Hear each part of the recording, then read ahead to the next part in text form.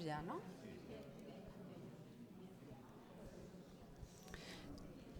En unos minutos empezará la segunda ponencia de las jornadas bajo el título Aprender a ser, la aportación del silencio a los procesos del desarrollo humano.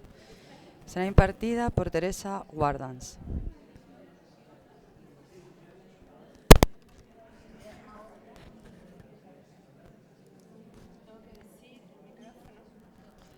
¿Qué tal está saliendo todo, Carmen? ¿Este el que suena? ¿Eh? Este no sonaba. Este suena.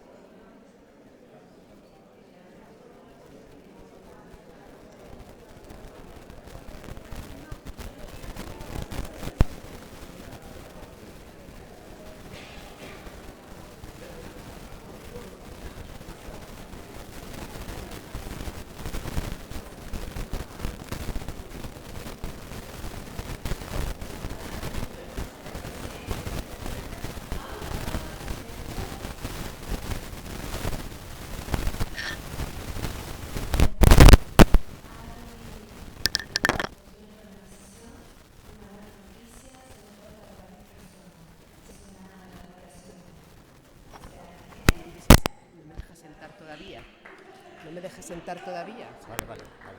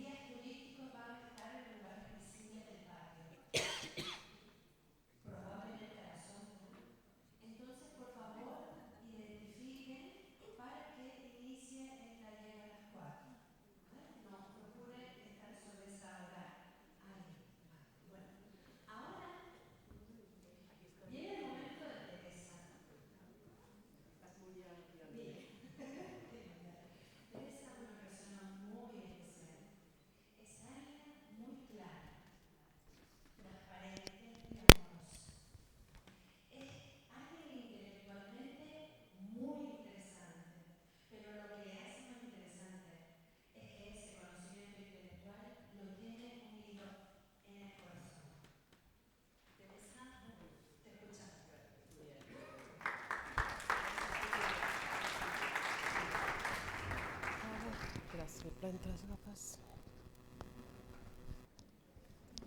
Sí, por ahí. Gafas, prueba de sonido, sí, por ahí abajo. Más cerquita, así vamos bien, para que me siente bien. Bueno, haré lo que podré.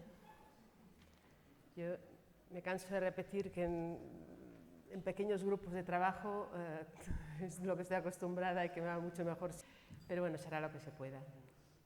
Esto es lo primero. Y lo segundo que también comentaba es que normalmente estoy mucho más acostumbrada a tener que vender el silencio a gente que desconocen totalmente lo que puede aportar el silencio, que no hablar ante ya convencidos, ¿no? Y entonces, claro, tengo que, de alguna manera, modificar el discurso.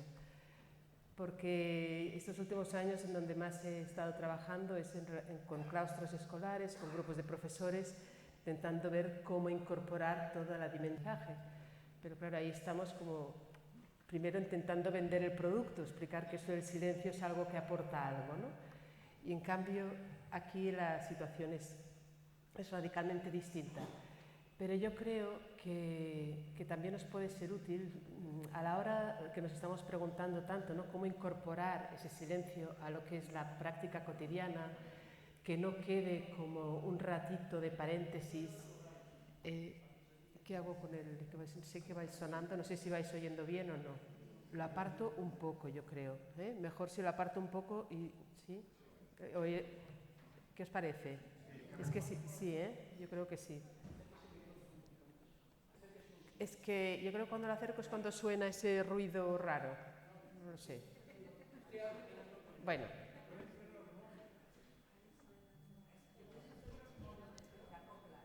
Claro, allí también hay un móvil puesto y no sé si la cosa...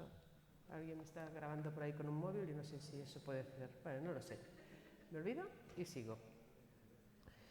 Os decía que yo creo que incluso así, aunque seáis convencidos, creo que puede ayudar también a introducir o incorporar más el silencio a lo que es nuestra vida cotidiana, nuestra manera de relacionarnos con el mundo en cualquier momento, el que entendamos el papel que tiene el silencio en los sistemas de conocimiento humanos.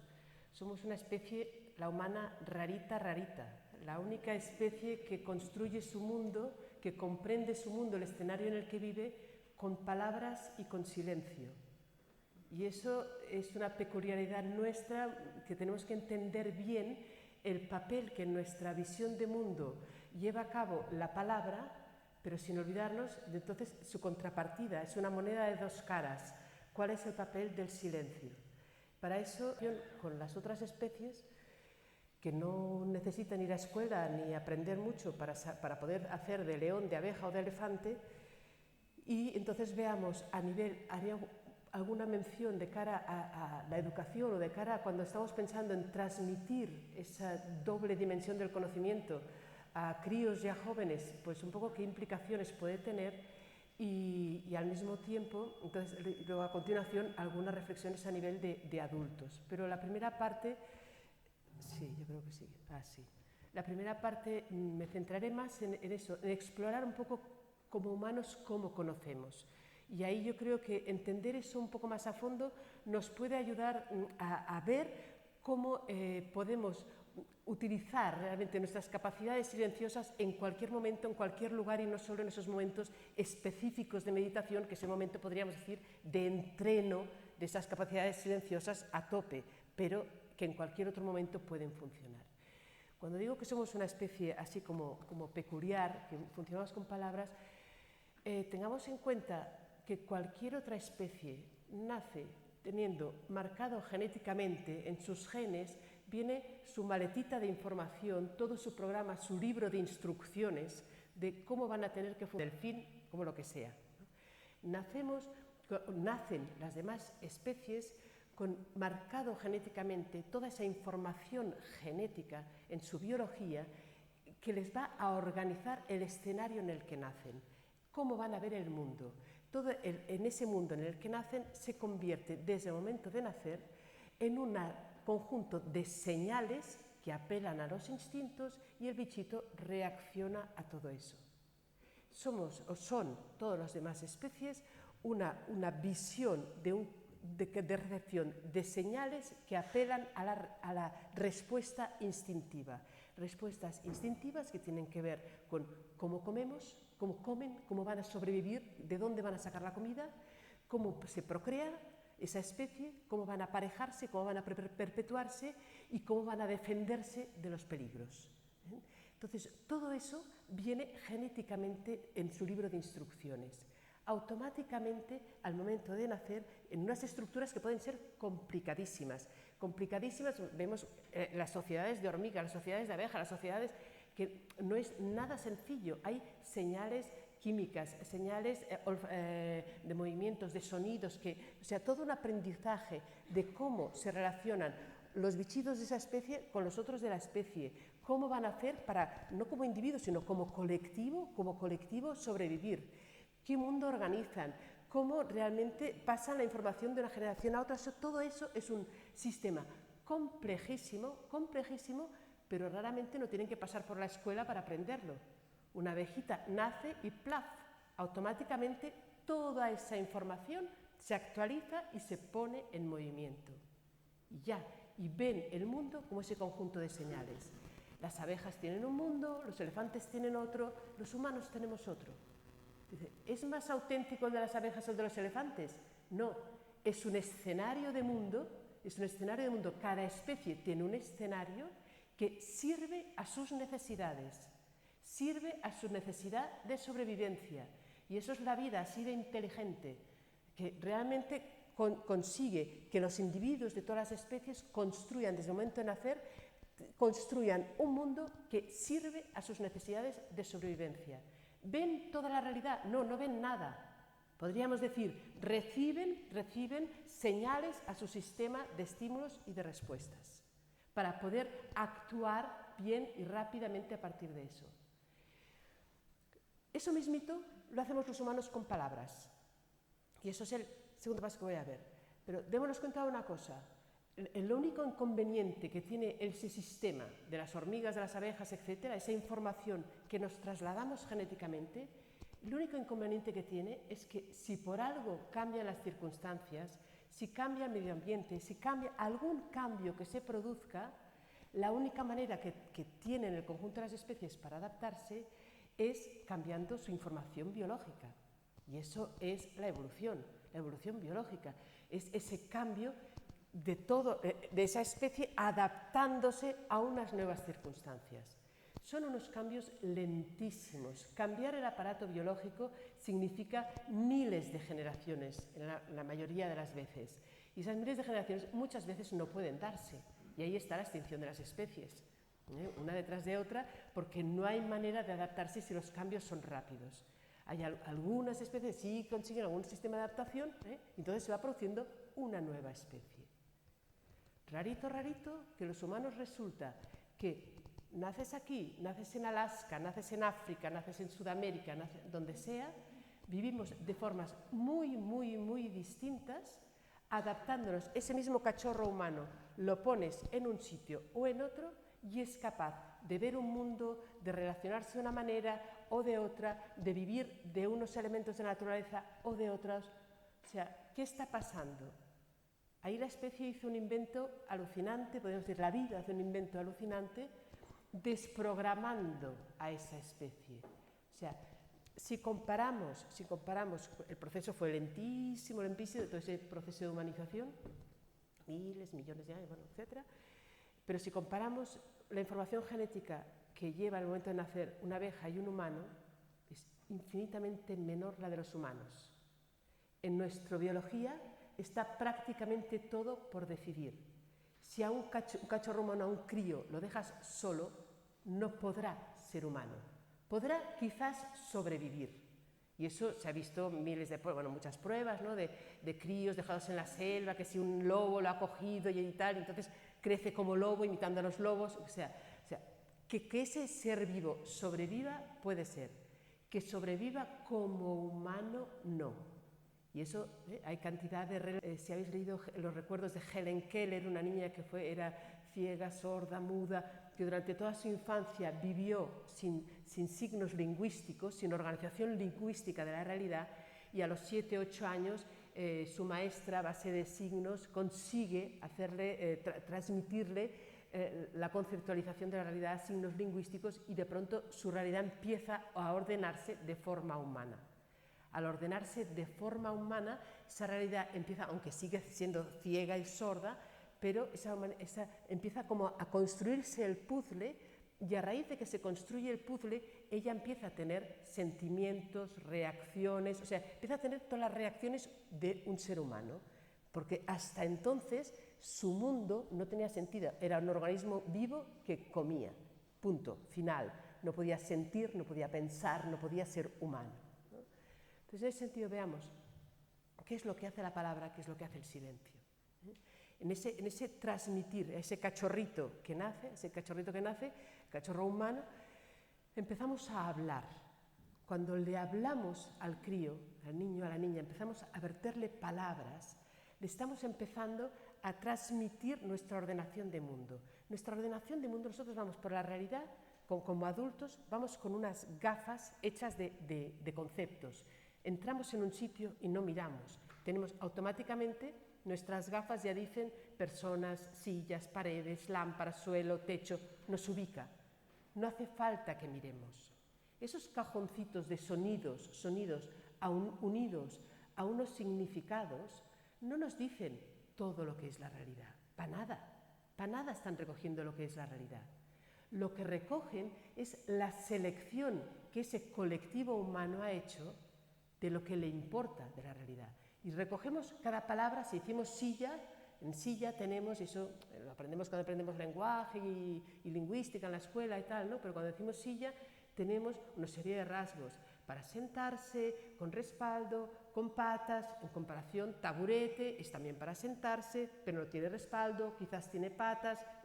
Cojín está todavía más plano, para sentarse. ¿Sí? O sea, no somos conscientes, pero cuando vamos transmitiendo las palabras, lo que estamos transmitiendo es, dentro de cada uno de esos cajoncitos de sonido, una selección de los rasgos de la realidad.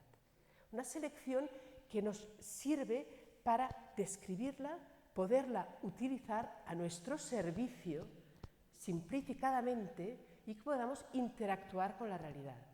Eso nos permite vivir, porque si no, claro, si a cada momento tenemos que pararnos a todo, sería imposible.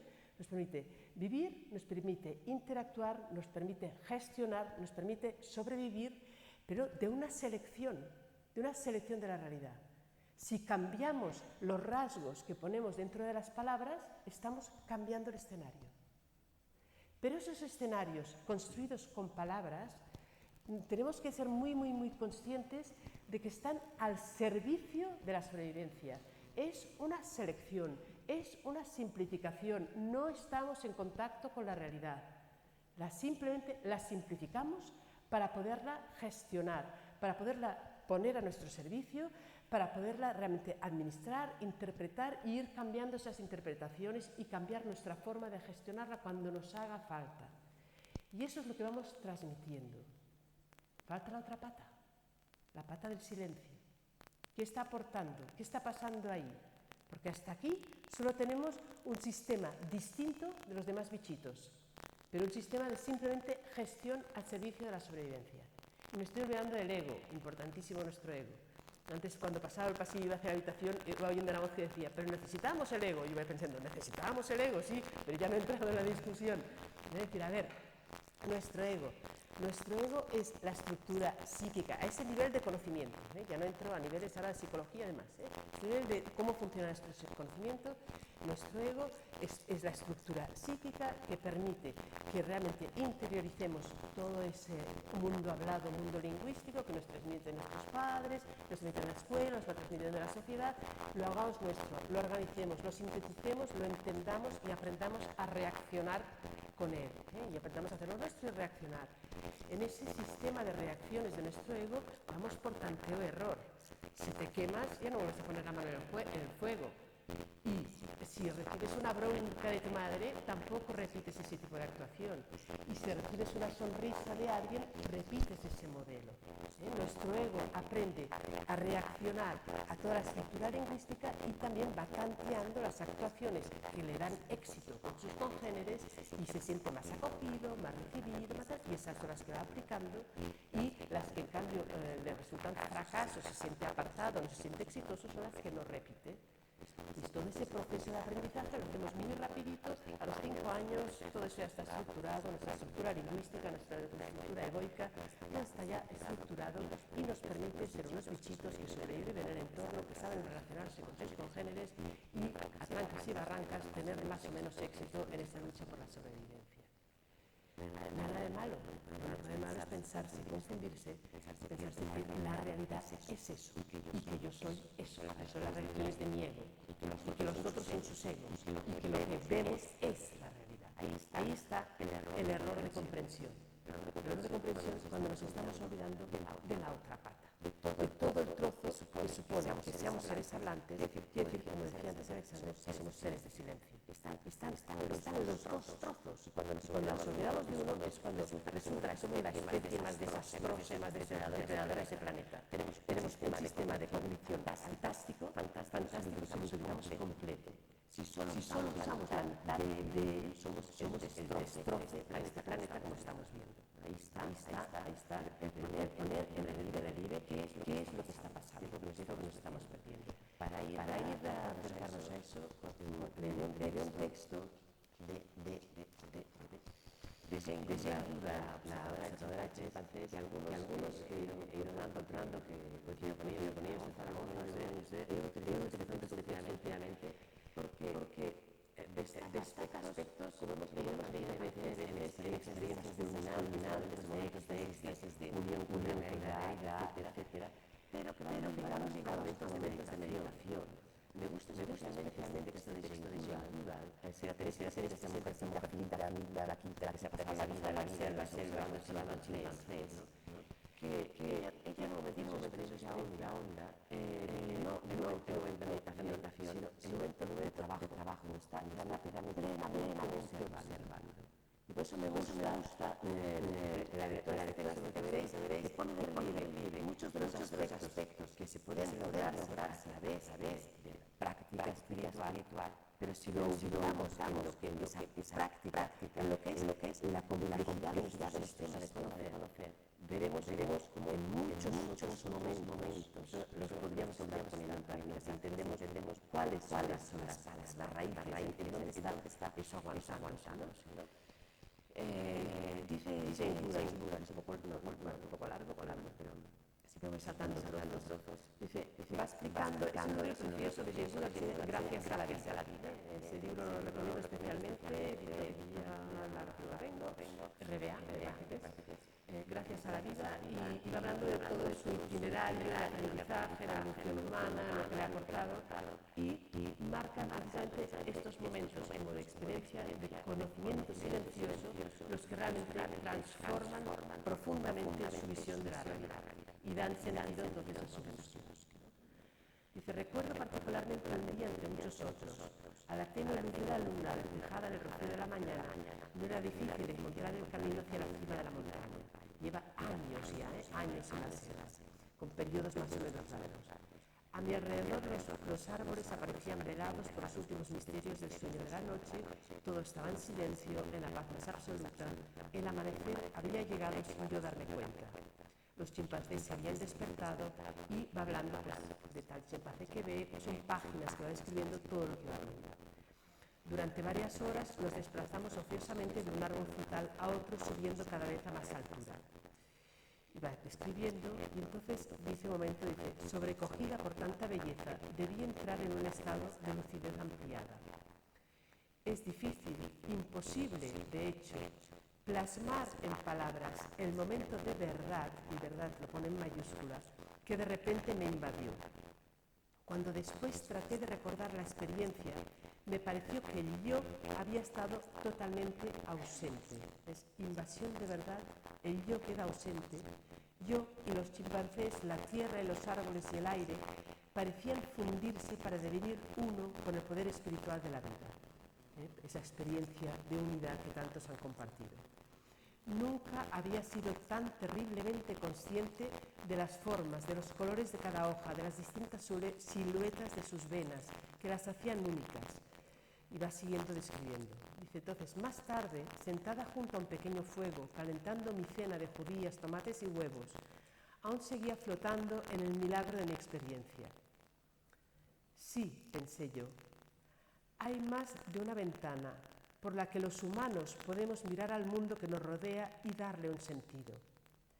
Está la ventana tallada por la ciencia occidental, con sus cristales pulimentados por una sucesión de mentes brillantes. A través de ella podemos penetrar cada vez más hondo y con mayor claridad en áreas hasta hace poco inaccesibles al conocimiento humano. Era a través de ese tipo de ventana científica y conceptual que me habían enseñado a mirar a los chimpancés. Durante más de 25 años había intentado recomponer a base de un meticuloso registro y análisis crítico las piezas de su compleja conducta social, conocer el funcionamiento de sus mentes, lo cual nos había ayudado no solo a comprender mejor su lugar en la naturaleza, sino a comprender algunos aspectos de nuestra propia conducta humana, nuestro propio lugar en el mundo natural. O sea, había trabajado muchísimo ese nivel de conocimiento y le había aportado mucho, pero tiene una experiencia distinta, de conocimiento. Dice, pero además, los humanos podemos mirar al mundo que nos rodea a través de otro tipo de ventana, como la que han utilizado los místicos y los santos de Oriente. Aquellos maestros contemplaron las verdades no solo con su mente, sino también con su corazón y con su alma. Aquella tarde fue como si una mano invisible hubiera retirado una cortina y por un segundo hubiera mirado a través de una de esas ventanas, como si en un instante de visión hubiera conocido la infinitud. Dice un poco más adelante, tumbada boca arriba, contemplaba cómo el cielo se iba oscureciendo. Qué triste sería, pensé, que los humanos perdiéramos el sentido del misterio, perdiéramos esa capacidad de admirar y de sentir ese profundo y sobrecogedor respeto. Que la lógica y la razón se impusieran a la intuición y nos alienara por completo de nuestro ser más profundo, de nuestros corazones, de nuestras almas. Creo que es un texto bellísimo.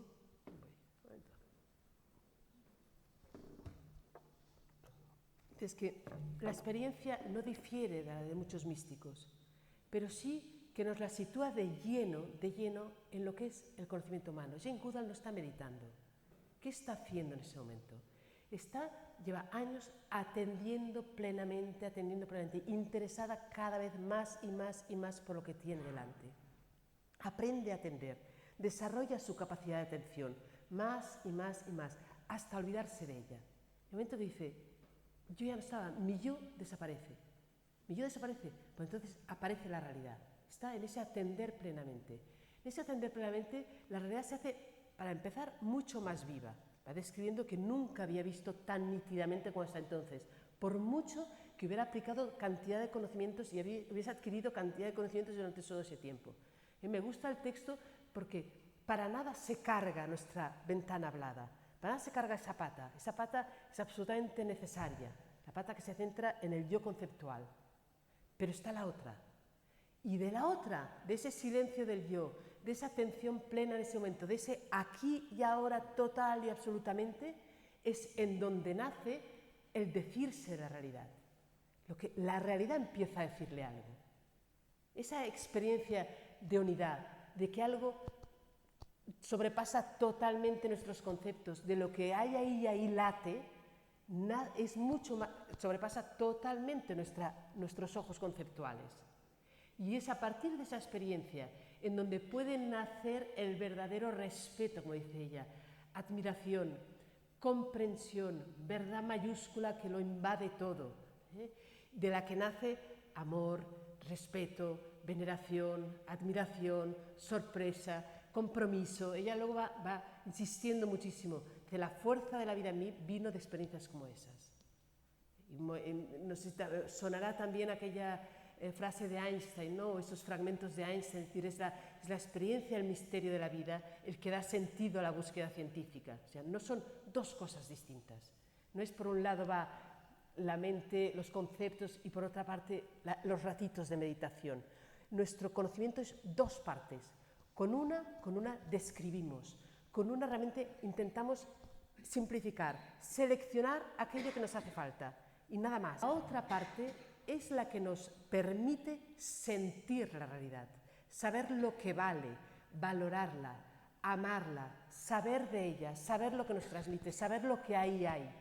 Ese saber y conocer que decía María Zambrano, que en algún lado tengo el texto, ya no sé en qué página, pero que, sí, ahí también tengo una copia. María Zambrano, si recordáis, habla de filosofía, poesía. De la parte del conocimiento de palabras se le llama filosofía, a la parte del conocimiento silencioso se le llama poesía. Dice, el ser humano es humano en tanto que une los dos niveles de su saber, la filosofía y la poesía.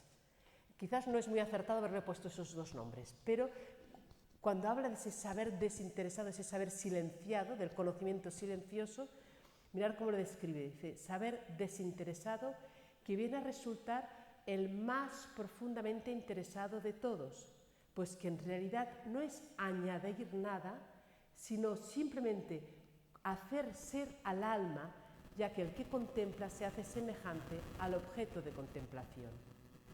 Es un abrirse del ser hacia adentro y hacia afuera al mismo tiempo. Es la salida de sí. Es un poseerse entero por haberse enteramente olvidado de sí. Un poseerse por no tener ya nada que dar. Un encontrarse entero por haberse enteramente dado. Es ese juego de palabras, bellísimo juego de palabras, intentando decir, ¿qué es ese nivel de conocimiento? Es ese nivel de conocimiento en que el yo consigue salirse del medio del escenario, del escenario de las palabras, ese escenario de las palabras que siempre está tramado al servicio del yo, ese yo que es capaz de situarse atendiendo plenamente, a medida que atiende plenamente, se aparta del centro del escenario, ese apartarse del centro del escenario es el que permite que la realidad empiece a decir algo, a decirnos algo, a ser. Y cuando digo la realidad, me refiero realidad, los otros y uno mismo.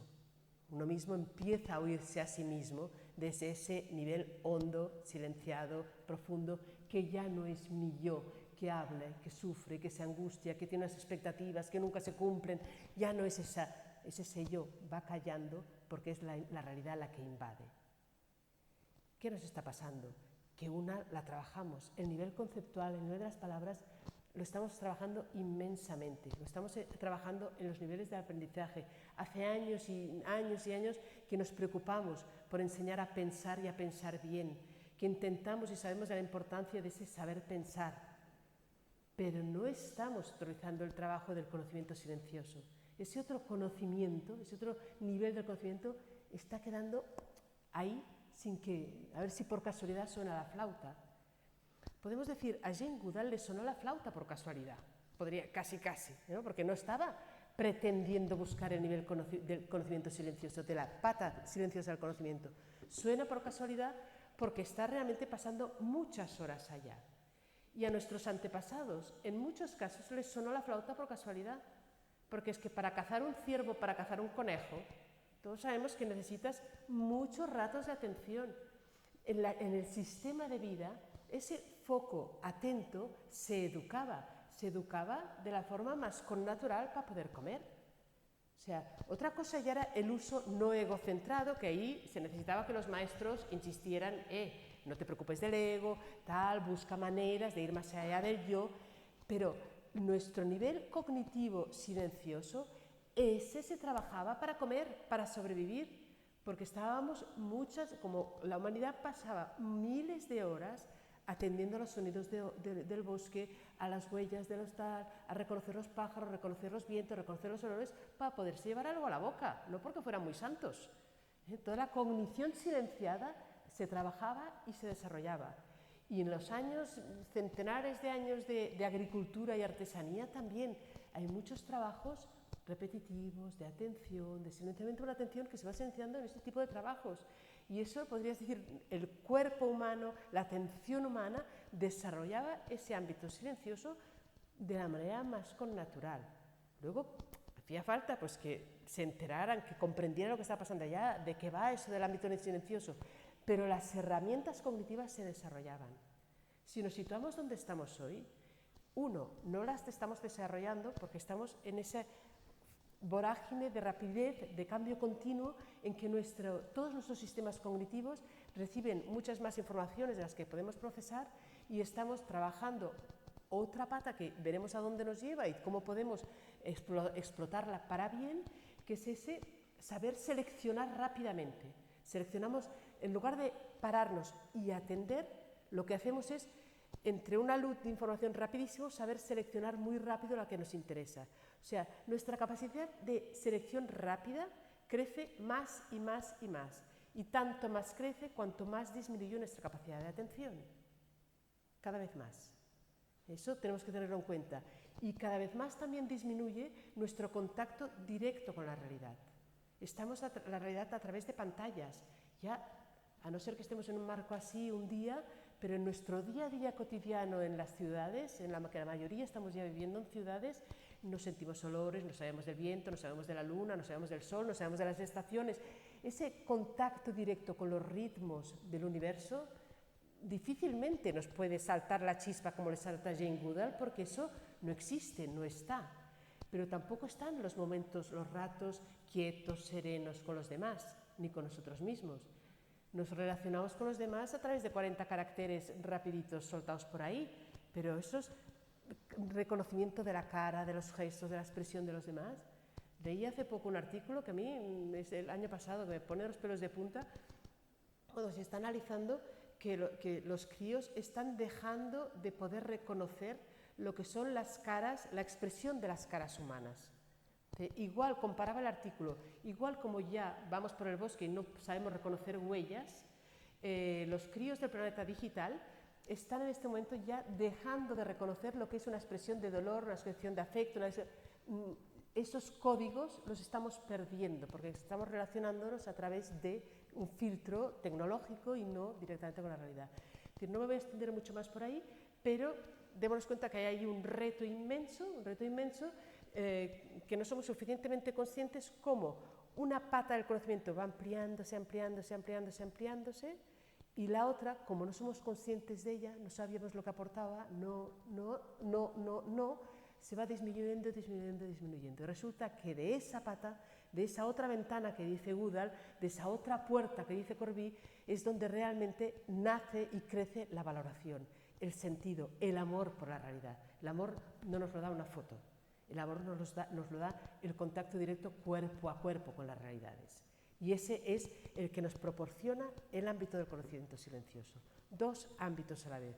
Y ahora que he dicho Corbí, me estoy acordando de que tenía un texto que compara también, o sea, explora o dice la aportación de ese conocimiento silencioso, ¿no? Dice, ese conocimiento que nace del silencio no es concepto, no es palabra, no es repetición, no es representación, es intuición, es presencia inmediata, es copresencia, es unidad lúcida con lo que se conoce. Es un conocimiento libre de pensamientos y de palabras, por tanto no encadenado a los mecanismos de la razón, un conocimiento que brota del misterio silencioso de uno mismo, que es el misterio mismo del cosmos, y vuelve sin palabras a ese mismo misterio. Un reconocimiento que, produciéndose en uno mismo, trasciende el ego como estructura de pensamientos y como estructura de deseos. Y como trasciende el ego es impersonal, pero es describir ese conocimiento silencioso. Y entonces, y voy a ir acercándome ya, una vez situados los dos, es decir, cómo favorecemos eso, cómo lo incorporamos. Y yo creo que en ese incorporarlo es cuando nos podemos ir dando cuenta que cuando hablamos de práctica espiritual, lo que yo prefiero ponerle el nombre de cultivo de la cualidad humana o realmente trabajar el conocimiento completo, un desarrollo completo del ser humano, ¿no? Porque son el ser completo, no es aquello, todavía somos herederos de esa diferencia entre cuerpo y espíritu, y lo del espiritual todavía suena mucho a ese concepto antiguo de lo espiritual como algo distinto de la materia, ese trocito que está ahí, ese plus que nos da como calidad, pero no es ese plus, es esa parte intrínseca de los sistemas de conocimiento, de la que depende el amor, la veneración, el respeto, el compromiso, todo lo que nace ahí. Lo demás es funcionar con un mapa. El mapa no nos da la calidad humana, el mapa nos sitúa. La calidad humana la aporta el nivel de conocimiento silencioso. Pedagogía del silencio. Pedagogía de la palabra la tenemos muy explorada. Pedagogía del silencio, poquito. Y vemos en muchas, ya lo comentaba esta mañana también en el desayuno y ayer con algún compañero de enseñanza del mundo de la educación, que sí, en las escuelas ya se va, igual como en nuestra práctica espiritual, ¿no? Ese trocito, esa parte de que nos callamos, hacemos ese paréntesis para estar más calmaditos, eso sí que poco a poco se va introduciendo en las escuelas y en los centros educativos. Entonces, ya es mucho, yo creo que ya es mucho, no critiquemos nunca lo que se haga por poquito que sea, ¿eh? Pero es mucho, pero no se está entendiendo lo que aporta el silencio todavía, ¿eh? Se está introduciendo esos momentos de, vemos fotos, estamos muy contentos, mindfulness en las escuelas. Dice, ¿saben? 5 minutitos antes de empezar las clases, calmamos a las criaturas, que estén un poquito más relajaditos, paréntesis total, respiran, se enteran de que respiran, cosa buena, y ya, a partir de ahí se pone en marcha todo el mecanismo. Ya es algo, entonces, entre otras cosas, están más atentos, de acuerdo, pero mientras estemos entendiendo que el silencio es un paréntesis al aprendizaje, es un paréntesis a la vida, es un momento que paramos, no estamos haciendo todavía nada, no estamos haciendo absolutamente nada. Es la forma, en cambio, si nos convencemos de que nuestra capacidad de conocimiento son esas dos dimensiones a la vez, entonces es a todos los niveles, estaremos entendiendo cómo las ponemos en práctica, siempre las dos. Entonces yo creo que se están llevando a cabo trabajos y experimentos en muchos centros que están realmente viendo cómo, por poner algún ejemplo, ¿no? Y yo creo que los ejemplos a veces son más claros que mucha teoría que yo pueda soltar ahora aquí, ¿no? Si a la hora de que en una clase se va a trabajar el mar, pongamos por ejemplo, empezamos primero a interrogarnos y a ver qué es lo que sabemos del mar, algo tan normal como el mar, bueno, al menos en Barcelona lo vemos cada día, ¿no? Y en las Canarias también, ¿no? ¿Qué es el mar? ¿Qué sabemos del mar? ¿Qué nos preocupa del mar? ¿Qué pregunta nos sugiere el mar? O sea, primero sacamos todo lo que llevamos del mar. Olemos el mar, escuchamos el mar, vemos pinturas sobre el mar. ¿Qué nos quieren decir esas pinturas? Y entonces oímos músicas también que nos hablan del mar, los oídos, empezamos a intentar entender los distintos sonidos del mar. ¿Qué nos están diciendo las olas cuando se está oyendo una cosa con otra? O sea, ponemos a los críos a explorar el mar, pero con todas sus capacidades. Y también viene la clase de naturales, en que depende de en qué curso estemos, si son pequeñines de 6 o si estamos hablando con gente de 15, los niveles de conocimiento son muy distintos los que se barajan en un nivel o en otro, ¿no? Pero entonces, si todo ese nivel, el nivel conceptual, va a la vez, y lo estamos tratando con la misma importancia con la que han ido explorando y poniendo en práctica y trabajando todos sus niveles de atención silenciosa, el mar empieza a ser una realidad viva, no algo que está ahí, un concepto más, como si fueran sacos, los críos, unos sacos vacíos que vas metiéndole palabra, concepto, acumulando conceptos. La acumulación de conceptos, lo tenemos todo clarísimo, no lleva a ninguna parte, no lleva realmente a sentir la realidad, a saber más de ella, ¿no? Si intento trobar un trocito intento encontrar un trocito de Albert Schweitzer, no sé, aquí está. Albert Schweitzer, médico, músico, espiritual, magnífico, bellísima persona, premio Nobel de la Paz, esos personajes que nos dan ejemplo de que cuando uno conoce desde los dos niveles a la vez, su presencia en el mundo transforma todo, ¿no? Entonces él, en unos recuerdos de escuela, en un libro que se dice Mis recuerdos, entre sus recuerdos está sus horas en clase. Era un catastrófico alumno, se aburría inmensamente, le ponía muy nervioso cuando el profesor de ciencias explicaba la realidad, y con las explicaciones y sus descripciones de la realidad lo daba todo por explicado. Y es muy interesante porque tanto los momentos de literatura como los de naturales, Schweitzer tarareaba canciones porque le ponía tan nervioso que para no escuchar lo que decía el profesor se ponía a tararear. Decía, me ponía frenéticamente nervioso que realmente suponieran que unas explicaciones explicaban la realidad. Para mí, conocer y explorar la realidad científicamente, dice, cuanto más fina y penetrante es la descripción científica, mayor es la admiración ante el misterio de la existencia, ante el irresoluble enigma de la presencia de una gota de lluvia, el irresoluble enigma de la presencia de una gota de lluvia, ¿no? O de un copo de nieve. Y esto está escribiendo cuando ya tiene más de 90 años, dice, me esfuerzo por no dejar morir la capacidad de soñar, espoleándola con los 1000 prodigios que se pueden contemplar a cada instante, y cuantos más años pasan, más se multiplican estos. Es una persona que a sus 90 y pico de años, cuando escribía esto, la realidad se le multiplican más y más y más momentos de asombro. Todos los que tenemos cerca, hijos jóvenes, nietos pequeñajos, lo que sea, alumnos, vemos que la capacidad de admiración, de sorpresa, de interrogación está ahí, es connatural a la especie, está ahí siempre. Empezamos a hablarles, empezamos, entre comillas, a enseñarles, y eso poco a poco se va apagando, se va apagando, se va apagando. Cada vez más aprender es ir incorporando datos, ir matando esa capacidad de conocer, de interesarse, de cuestionarse, de preguntarse, de interrogarse. Yo diría, acompañar a la experiencia espiritual, que no es otra cosa que acompañar a un proceso de maduración de los seres humanos, es, al estilo que nos está diciendo Schweitzer, acompañar a ese proceso de interrogación, de admiración, de sorpresa, de poner en camino en que la vida pueda hablar.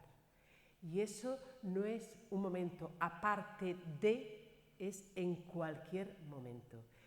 Si vierais en centros esos de escolares, ¿no?, que se han hecho, por ejemplo, prácticas, pues ponía ahora el ejemplo del mar y no me voy a el ejemplo del mar, ¿no? Lo que llevan a escribir, a sentir, a vibrar, a decir sobre cualquier realidad que se ha trabajado, como eso suele ser el mar, poemas, obras de arte, lo que sea, que nace de ahí, claro, de pronto el mar se ha convertido en una realidad viva, en algo que interesa, en algo que se explora, en algo que se sigue indagando ya para siempre más. Y si eso se descubre con una realidad, por pequeñita que sea una hormiga, sea el mar, sea las grandes cuestiones del universo, pones en contacto al crío con que aprender es aprender siempre, pero no es como muchas veces va diciendo, porque la realidad cambia y siempre irás incorporando conceptos nuevos. No, porque comprendes desde todas tus venas, desde todo tu ser, que la realidad no la conoces, que la realidad solo has oído un trocito de ella. Si te has abierto, has oído un trocito de todo eso y nada más. Y poco a poco te irás soltando sus verdades.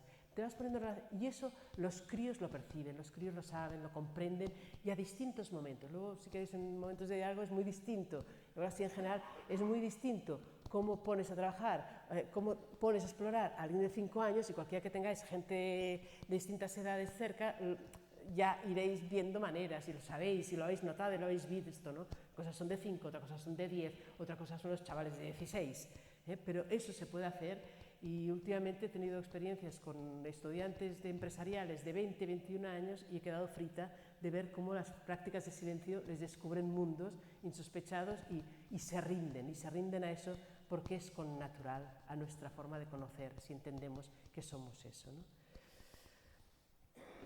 Llevo mucho rollito enrollándome a ver dónde estoy y dónde quedan los papeles y qué es lo que falta.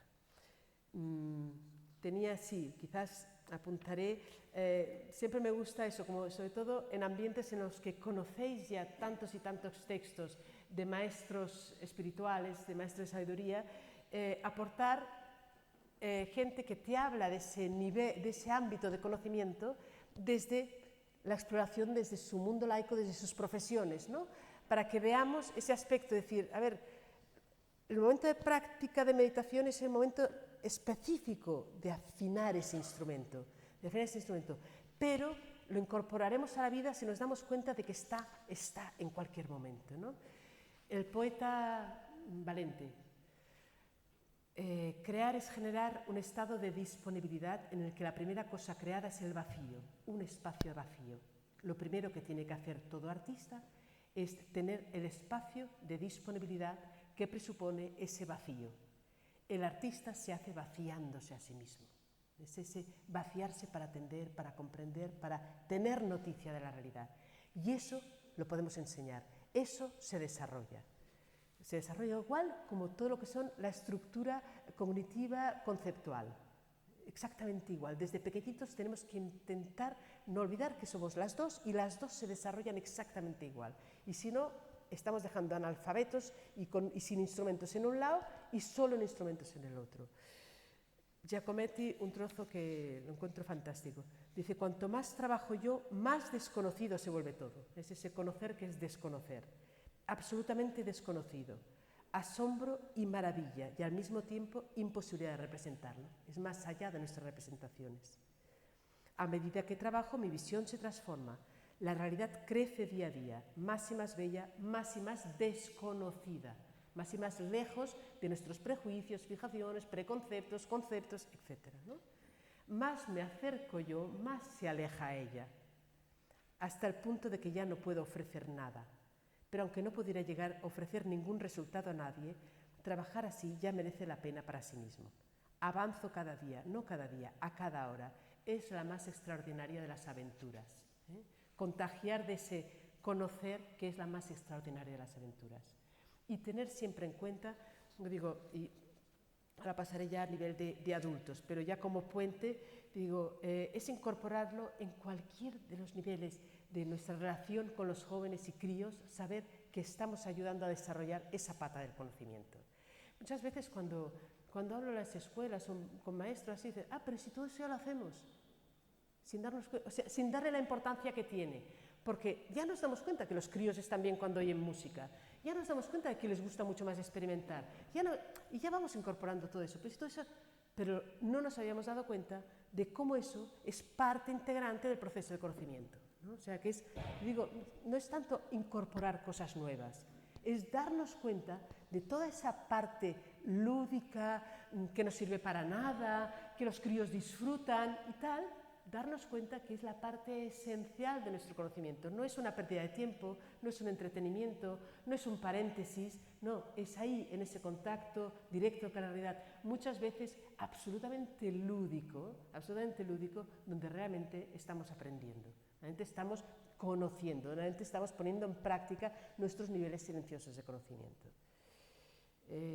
Solo tengo aquello 4 líneas, dice que esas quizás las leo, dice ese foco atento que estamos desarrollando es el foco que nos permite darnos cuenta de la existencia, darnos cuenta de la existencia es recibir la realidad es hacer espacio interior, como nos decía Valente, hacer espacio interior implica silenciar es no ocupar el espacio interior con nuestro barullo, el espacio interior es abrir a lo limpieza, lo abierto, vaciamiento, desapego. Todo lo contrario de tensión, todo lo contrario de rigidez, es fluidez, es flexibilidad. No es fácil encontrar ese punto, ni como adultos, ni como críos, de cómo haces ese callar, ese atender, que no se convierta en pasividad. Entonces, porque como estamos acostumbrados a utilizar proactivamente una rueda, es encontrar el punto de cómo enfocar la atención en esa total apertura atenta que recibe, que escucha, que está ahí pero callada, silenciosa, recibiendo, pero que a la vez no se apaga pasivamente, no es nada fácil. Nos tensamos o pasivo, y por eso esos ratos de práctica es ese continuo encontrar ese punto medio, ¿no? Ese punto medio que no es fácil encontrarlo y mucho menos transmitirlo, mucho menos enseñarlo si no vas encontrando tú mismo los medios para ti mismo, ¿no? Pero sabemos que eso es así, sabemos que eso se puede y sabemos que eso es esencial, ¿no? Hasta ahí, en todo lo del ámbito, diría yo, de contacto con críos, para que Rubén Alves, la primera tarea de la educación es enseñar a ver, o sea, podría ir saliendo citas y citas, pero yo diría que yo ahora ya, y enlazando con la ponencia anterior, ¿no? Como adultos, y yo también estaba pensando que como adultos ahora ya, si sitúo nuestra situación de adultos, he ido a pensar de nuestros adultos en el mundo de crisis, en el mundo de cambio, en el mundo en el que estamos, pues, independientemente ya como educadores o como humanos que tenemos siempre a cachorros cerca, lo queramos o no, ahí están, y encantadoramente que están, pero ya como adultos que intentamos realmente explorar esas vías, ¿qué nos aporta? ¿Qué es lo que yo creo que nos ayuda a entender las dos patas del conocimiento e integrarlo y convencernos una y otra vez que no es un plus, que es connatural a nuestra forma de conocer y tenemos que incorporar las dos, como en relación a dónde estamos y el mundo en cambio? Por una parte, ese tener en cuenta que la realidad la aprendemos a valorar desde el silencio. A diferencia de las demás especies, tengamos en cuenta lo que decía antes, ¿no? Somos gestores de este planeta, somos ya muy conscientes de que hacia dónde vaya a ir todo esto depende de la humanidad. No son los leones los que tienen la responsabilidad de lo que está pasando, por muy valientes que sean y muy fuertes, es la humanidad. Es la humanidad y la forma que tenga la humanidad de comprender la realidad y de poderla gestionar. En esos paquetitos, esos libros de instrucciones que decía que llevan consigo cualquier especie que nace y va con su libro de instrucciones, la vida graba en todas las especies una norma que está muy grabadita ahí, que dice así fuerte: mayor beneficio a menor destrucción. Y evoluciona y gana la especie que aporta mayor beneficio con menor destrucción de los sistemas.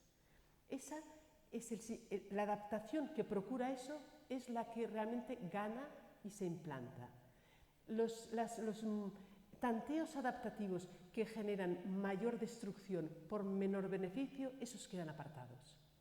Eso es el mecanismo muy sabio de la vida que va grabado en los genes de todas las especies, excepto de la humana. La humana no llevamos nada grabadito y esa parte de cómo vamos a gestionar con un mayor beneficio por menor destrucción nos viene si realmente nos surge de nuestro nivel hondo y silenciado, que es el que nos permite saber el valor de todo y desde ahí decidir, desde ahí interactuar. Si solo interactuamos desde el nivel conceptual, el del mapa, todo aquello que se pueda hacer, se hace.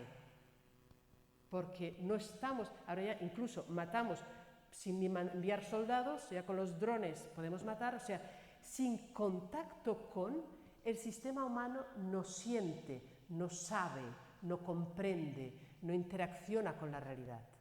Es el mapa conceptual el que reacciona, no es una especie cognitiva, no es una especie que siente y que sabe el valor de todo. O sea, o realmente incorporamos desde pequeños ese conocimiento silencioso, esa otra pata del conocimiento, o la destrucción está cantada, ahí está.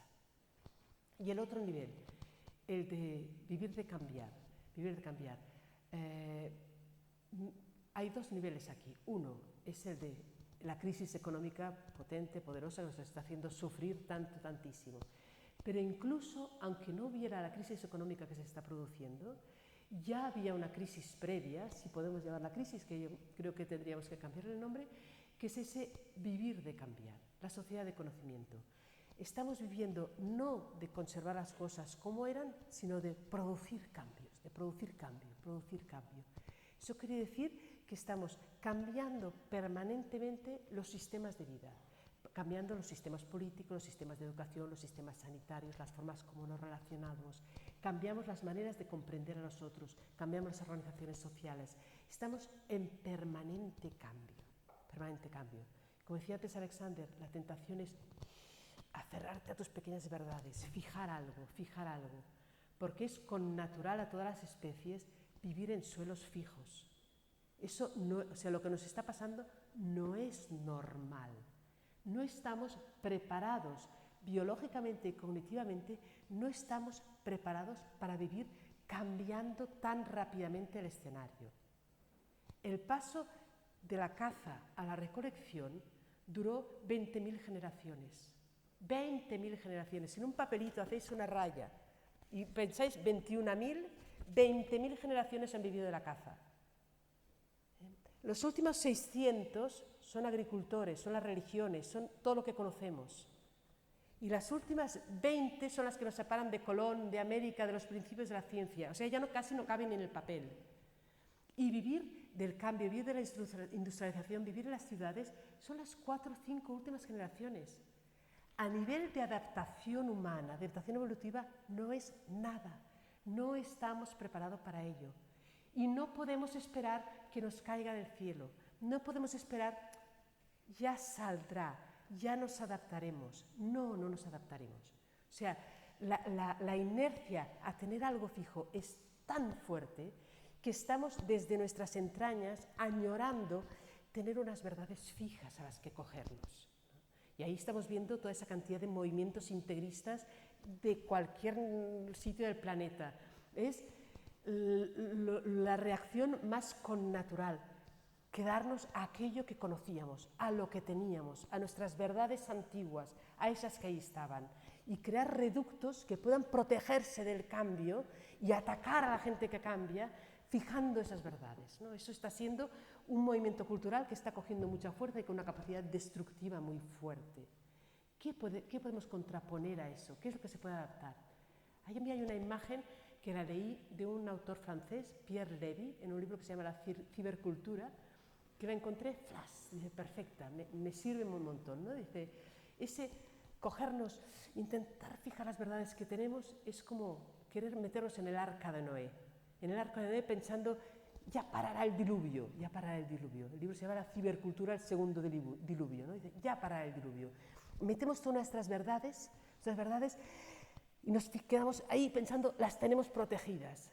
Dice, eso es inútil, porque ya no bajarán las aguas. El diluvio ahí está, la vida de vivir cambiando, de saber que nuestros conocimientos no son la realidad, de saber que solo vivimos de pequeñas interpretaciones, de darnos cuenta que no hay ningún Dios que nos vaya dictando lo que tenemos que hacer, que no tenemos el saber de lo que es la realidad metidito en ningún sitio, que cada día que abrimos la ventana cada vez sabemos menos, todo se va expandiendo, el universo es más grande, somos más pequeñitos, todo eso no va a parar nunca más, todo eso está ahí, va creciendo, y nuestro terror puede ir aumentando y podemos intentar meternos en un arca de Noé. O dice Pierre Levy, o quizás no, quizás lo que tenemos que hacer es montarnos en una tabla de surf. Quizás tenemos que aprender a que conocer como seres humanos hoy, en unas aguas que no van a parar de moverse nunca más, es desarrollar a nuestros pies una tabla de surf, una manera de conocer que incorpore nuestra flexibilidad, nuestro interés, que vaya al ritmo de las aguas, ¿Qué quiere decir ir al ritmo de las aguas? Que eso ya no lo dice Pierre Levy, pero lo dicen todos los maestros, ¿no? Entonces que el yo no se aferre, que el yo atienda, que el yo escuche, que el yo pueda moverse realmente sabiéndose gota en ese inmenso mar, que el yo no tenga miedo porque comprende la complejidad de todo, ¿no? Es ese aprender a moverse con todo, aprender a fluir, aprender a no aferrarte a que realmente la vida pasa aquí en cada momento. Aprender a estar en la tabla de surf solo puedes estar si estás plenamente en el momento. Si no te caes, si estás pensando a ver qué ola vendrá y no estás pendiente de la que tienes debajo de los pies, te caes a la primera de canto, ¿no? Ese aprender a moverte plenamente consciente en ese momento, aceptando ese momento y alegrándote de esa inmensa ola que te viene encima o ese inmenso reto. La vida es aventura, decía Schweitzer a sus 90 y pico años, ¿no? No es una pena, no tenemos que hay crisis, no, es un reto, es una aventura, y si transmitimos eso, enamoramos de la vida a otros. No nos quedamos aquello aterrorizados, y nuestras prácticas de silencio es esos momentos en los que específicamente ponemos a punto nuestra tabla de surf, para salir con ella y ponernos a navegar al cabo de 5 minutos ya, en cualquier momento durante todo el día. Hay esos momentos que nos ayudan a poner a punto, que nos ayudan a ensayar en nosotros cuándo me estoy agarrotando, cuándo no, cuándo realmente me abro, ir probando qué es lo que me ayuda, cuándo sí y cuándo me agarroto, cuándo es mi yo, ir probando todo eso, ir aprendiendo de todo eso, pero sabiendo que nunca habrá verdades fijas, que por muy sacrosantas que sean las verdades que hemos heredado unos y otros, de nada nos sirven tener verdades sacrosantas transmitidas desde tantísimas generaciones si no las hacemos nuestras, si no las pasamos por nuestro tamiz, si no descubrimos nuestro maestro interior, si realmente no las dejamos fluir a cada momento y dejarlas fluir, dejar saber lo que es verdad, dejar moverse con esas aguas, todos sabemos lo que quiere decir y lo notamos. Es no rigidez, no juzgar, no defenderse, no ese ego temoroso, es ese ternura, amor, dejar fluir, escuchar, aceptar plenamente las realidades, comprometerse con ellas. Todo lo que suene a dureza y a juicio, no. Todo lo que suene a aceptación plena, sí. Notamos cuando nuestro conocimiento está incorporando al maestro del silencio interior o no. Eso. Pero démonos cuenta, no estamos haciendo práctica espiritual, estamos conociendo como seres humanos. Lo demás es conocer como bichitos, son las dos patas. Y el peligro de llamarlo espiritualidad es que puede parecer ese trocito ahí, no. Desde pequeñitos las dos patas, las dos ventanas. Y yo no me enrollo más, la una, en punto, ahí me quedo y no sé si queréis luego comentar, hablar, preguntar, lo que sea, pues yo encantada la vida, pero ya me callo yo. Gracias. Gracias a vosotros. Sé que hablo, me embalo, sé que hablo muy rápido. Esta vez he conseguido mantener el castellano todo el rato. Cuando estoy muy cansada empiezo a mezclar catalán y entonces ya empieza a ser mucho más peligroso. Ya está. Pero, la verdad, yo me quedo ahí, pero si alguien tiene preguntas ahora o luego, cuando queráis, porque sé que eso que hablo muy rápido. Normalmente cuando salen temas de enseñanza, pues también puede salir momentos de diálogo con gente de centros escolares, pero que puede ser aquí, puede ser fuera, a mí lo que queráis. Ponéis horario los organizadores.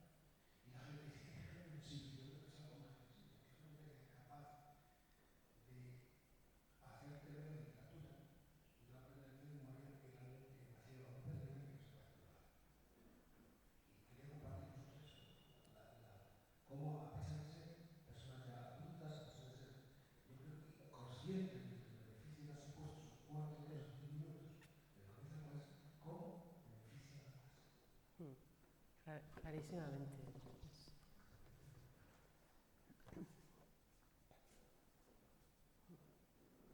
¿Algo más?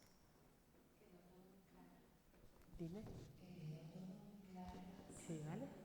¿Lo podemos dejar aquí? Ya está, ¿vale? Aquí lo dejamos. Venga. Vosotros, gracias. Me paro.